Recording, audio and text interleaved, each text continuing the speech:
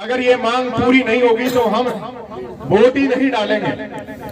और आप अगर यहाँ से चुनाव लड़ रहे हो, आप चुनाव लड़ रहे हो यहाँ से, आप हमारे नेता हो, हम आपको वोट देंगे। आप हमारे बीच में यहाँ आओ। पूरा चुनाव चलता चुनाव छोड़कर वो शख्स उनके बीच में पहुंच गया और उनकी मांगों के साथ वो भी बैठ गया। उनकी डिमांड थी कि कलेक्टर यहाँ आए और हमको आश्वस्त करे, लेकिन कलेक्टर ने वहां जाना उचित नहीं समझा। जब तक एक एसडीएम जो मालपुरा का एसडीएम था, उसको सरकार के द्वारा निर्देशित किया गया कि आप जाइए जबरदस्ती वोट डलवाइए, वो एसडीएम वहां जाता है। एक आंगनवाड़ी महिला जिसने आप सबने देखा होगा, चित्रा मीणा जिसका नाम था, उसका और उसके पति का जबरन एसडीएम की धौंस दिखाते हुए वोट डलवा देता है। इस बात का पता जिस गांव को, सम्राता गांव को नरेश मीणा को लगता है, वो दौड़ता हुआ उस पोलिंग बूथ पे जाता है और उस एसडीएम के थप्पड़ मार देता है कि तेरी हिम्मत कैसे हुई जो पूरा गांव धरने पर बैठा है, तुमने जबरन वोट कैसे। आज उस बात को लेकर उस पूरे गांव को जला दिया, लेडीजों के हाथ पैर तोड़ दिए, 80-90 गाड़ियां जला दी। लेकिन इस सरकार को आज तक जू नहीं रहेंगी कि उस गांव के साथ न्याय करे या उसकी न्यायिक जांच करे। अब तक कोई सुनने वाला नहीं है। दूसरा, जिस कांग्रेस को हम सालों साल वोट देते आ रहे हैं, यहाँ एसटी एससी सभी समुदाय के लोग हैं, साफ समाज के लोग हैं, अधिकतर हमने आज तक कांग्रेस को वोट दिया, लेकिन कांग्रेस का नेता एक भी बोलने को लिए तैयार नहीं है। वो इसलिए नहीं है क्योंकि नरेश मीणा नेता बन जाएगा अगर हम वोट बोलेंगे। अरे नरेश मीणा तो छबड़ा से चुनाव लड़ा, 45,000 वोट लिया निर्दलीय। देवली उनियारा से चुनाव लड़ा, 60,000 वोट ले गया निर्दलीय, जिसके सामने पूरी सरकार थी और पूरी कांग्रेस थी। मात्र 13 दिन की मेहनत में कोई तो गुण है उस आदमी के अंदर।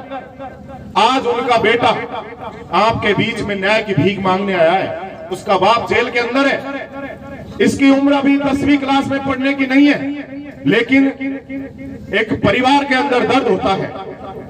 और 25 तारीख को जयपुर के अंदर हमने नगर फोर्ट में मीटिंग कर ली, तब भी सरकार का कोई फर्क नहीं पड़ा। डेट पे डेट देती है, नरेश मीणा को छोड़ने का नाम नहीं ले रहे। उसने कोई इतना बड़ा अपराध तो नहीं किया कि उसको जमानत तक नहीं दी जाए। लेकिन अब लाखों की तादाद में ये युवा साथी पूरे राजस्थान के कोने कोने से 25 तारीख को, 25 फरवरी को राजस्थान की विधानसभा का घेराव करेंगे और आर पार की लड़ाई लड़ेंगे। आज नरेश मीणा के साथ हो रहा है, कल को आपके साथ भी होगा।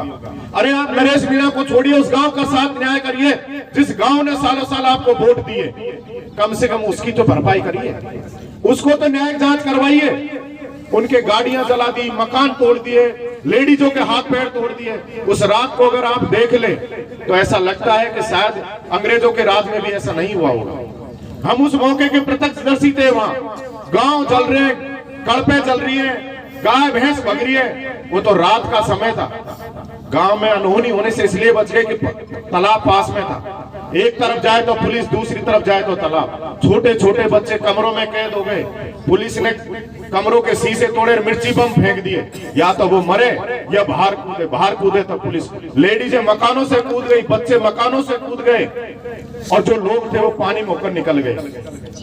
तब भी उस सरकार को और उस पुलिस को आज तक ये होश नहीं आया कि उस गांव के साथ न्याय करें। क्या गुनाह कर दिया उस गांव ने वोटिंग का बहिष्कार करके? लेकिन ये सरकार है, जब भी कोई युवा नेता, जब भी कोई किसान का बेटा अगर ऐसी कोई क्रांति लेके आता है, तो कांग्रेस और बीजेपी दोनों ही मिलकर तोड़ने का काम करती है। और शर्मानी जी हमारे नेता को, सिर्फ हमारी जो बावनवास विधायक है वो जेल में गई, वो विधानसभा में बोली, उसके अलावा एक भी नेता बोला हो तो आप बता दो मुझे कोई। आज उस 25 फरवरी को होने वाले विधानसभा घेराव के निमंत्रण देने के लिए आपके बीच में अनिरुद्ध पीले चावल बांटने आया है। उससे पहले मैं हमारे सीकर से जो सरपंच साहब आए उनको कहूंगा कि वो 2 शब्द बोले। राम राम साहब। साथियों, बहुत ही विडंबना और दुख की बात है कि आपका बेटा, आपका भाई 3 महीने से जेल में बंद है। आप लोगों के बीच में जन आशीर्वाद के लिए, जन समर्थन के लिए नरेश भाई की पूरी टीम यहां आई हुई है। आपसे उम्मीद और आकांक्षा रखते हैं कि आप लोग संबल दे, ताकत दे और मजबूती से आशीर्वाद दे।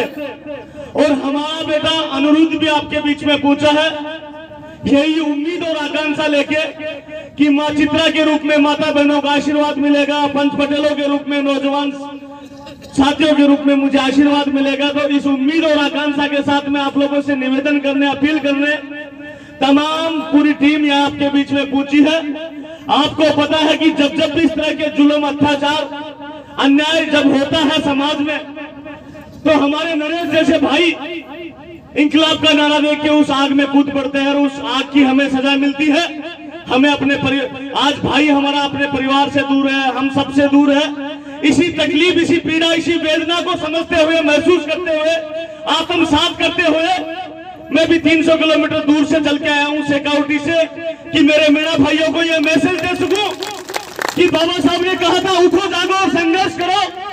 ये रिवोल्ट है, रिवोल्ट, ये क्रांति है, क्योंकि छत्रपति साहू जी महाराज ने जो सामाजिक क्रांति हमारे समाजों में पैदा की थी, ज्योतिबा फूले ने, उसी तरह की क्रांति है। इस क्रांति में आप भागीदार बने, सहभागिता अपनी निभाए और अपनी उपस्थिति मजबूती से 25 तारीख को जो विधानसभा का घेराव संपूर्ण टीम ने रखा है, उसको बड़ी ताकत दे। आप लोग इतना उम्मीद और आकांक्षा के साथ आप लोगों के बीच में पूछे।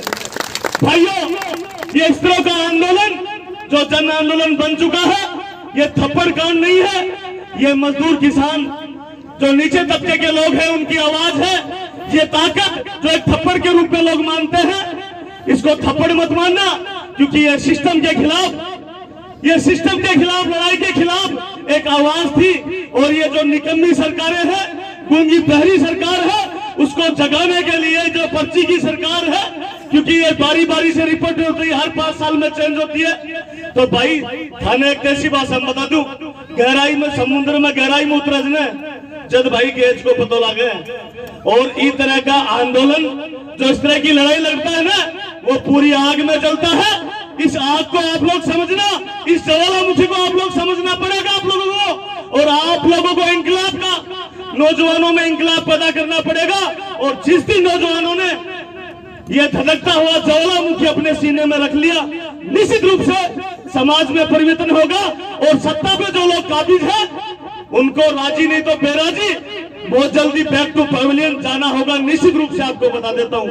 और पंच पटेला ने भी कहबो चार्यू छू कि थे बी घोड़ीसू तो बान बनूरी काटबो चाहो, और बी घोड़ासू थे दुल्हन, बी घोड़ीसू दुल्हन थे बारात में ले जाओ। अब वो टाइम आगो जो, सुनो मेरी बात, अब वो टाइम आगो जो, अगर ओलंपिक लड़ो से थाने तो ध्यान रखो, नौजवान आगे करना पड़ो। और अपना भाई है, अपना खून है, अपना साथी है, हमें ये कहते हुए फख्र होता है कि हमारा भाई है, जिसने राजनीति का आगाज, इस तरह का परिवर्तन यहाँ की राजनीति में किया। तो हम इस चीज का स्वागत करते हैं। और कौन सा बहुत बड़ा क्राइम ऑफेंस कर दिया कि बहुत बड़ा क्राइम कर दिया उसने। अरे आप लोग सत्ता में बैठे हो, आप लोग पता नहीं क्या क्या क्राइम करते हो। आपके काले कारनामे आज का सारा नौजवान समझता है, जानता, सारा पढ़ा लिखा है। हमारी माता बहनें भी आजकल तो सारी चीजों को लेके बहुत ज्यादा चेतना और जागृति हमारी माता बहनों में है। तो समस्त पंच पटेलों से मैं कहता हूं कि नवाचार लाने के लिए, समाज में चेतना और जागृति लाने के लिए इस तरह के भाई को आप लोग आगे बढ़ाएं और मजबूती से आशीर्वाद देके अपना बेटा, अपना साथी समझते हुए आप ताकत दे भाई को। इसी उम्मीद और आकांक्षा के साथ हम भी आपके बीच में हैं। सभी का बहुत बहुत धन्यवाद, आभार। जय हिंद, इंकलाब जिंदाबाद, जय किसान, जय जवान। अब हमारे बेटे अनिरुद्ध जी आपको 2 शब्द कहेंगे। आप सभी को मेरा प्रणाम।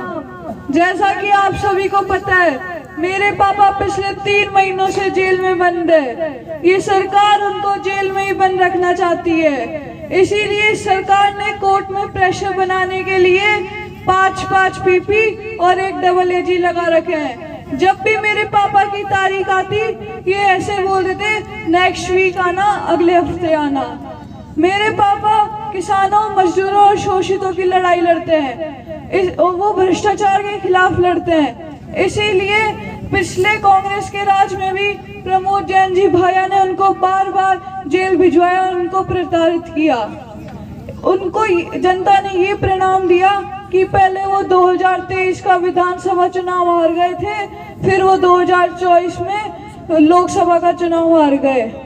उसके बाद मेरे पापा की ये गलती हो गई कि वो प्रहलाद जी गुंजल किसान के बेटे के साथ उनके चुनाव प्रचार में पूरी ताकत से लग गए। इसके कारण ओम बिरला जी मेरे पापा के पीछे पड़े हुए हैं।